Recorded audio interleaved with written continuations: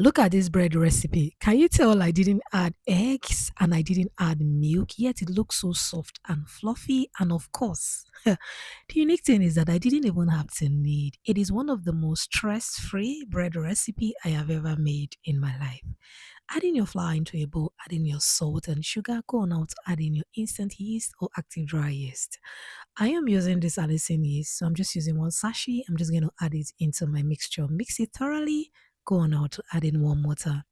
You want to add your water a little bit until you can get your dough together.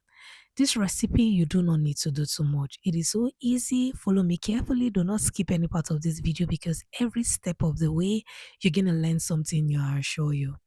Add in your melted butter. I'm just using 2 tablespoons of melted butter. You can even go for olive oil or any oil of your choice, but I'm fine with melted butter.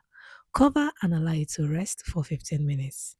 After 15 minutes, your dough should have increased in size a bit. At this stage, you want to make sure you wet your palm and your fingers, pull and fold in, pull and fold in. Since you are not going to be knead, we are going to be pulling and folding in our dough. This will give our dough the structure it needs, and even after baking, your dough will come out being very firm and easy for you to slice through.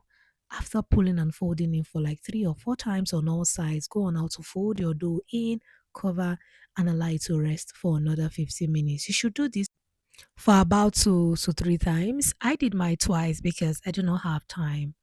I do not have enough time in my hands for this recipe. So now, after the second resting, I wouldn't say proofing, your dough should have also doubled in size or have increased in size a bit.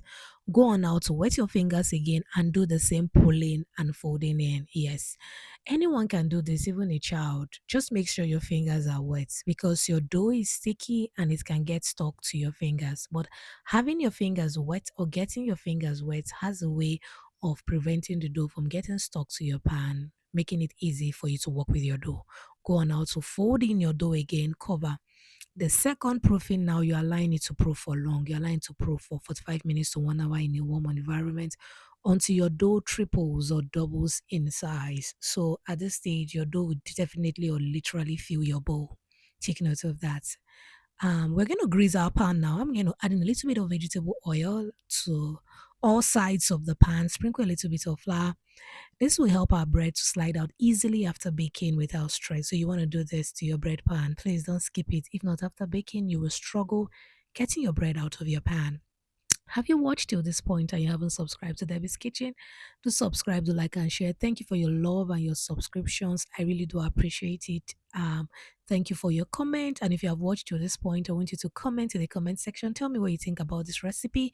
Are you going to be trying it out? And if you haven't thumbs up this video, please thumbs up this video. It gives a signal to YouTube that you love my recipe. Yes, and they'll push my recipe to more people like you who wants to learn unique snacks or recipe on YouTube. So get your dough together. This is after the final proofing. Yes, get your dough together and make sure your finger is wet. Flour your work surface because you do not want to struggle working with your dough. Of course, your dough is a bit sticky. Then go on now to roll your dough till a bit thin or flat. I love this method because it's really beginners friendly. You can make sliced bread every day, every day. The amount of flour I use is not even up to 2.5 cups of flour. I used about 2 cups plus 2 tablespoons of flour, so you do not need much. So when you roll till the end, pinch the edge to get your dough properly sealed up, then place them neatly in your pan. Adjust your dough in your pan to make sure that it is placed properly. This will help your dough proof neatly and nicely and also bake well. Cover again and allow to proof in a warm environment for no more than 30 minutes. After 30 minutes, you can see the dough has literally filled the pan. Brush with egg wash. This part is not compulsory. You can skip it. After baking at 180 degrees Celsius, this is what we got at the end of the day. You can see how good looking this bread is.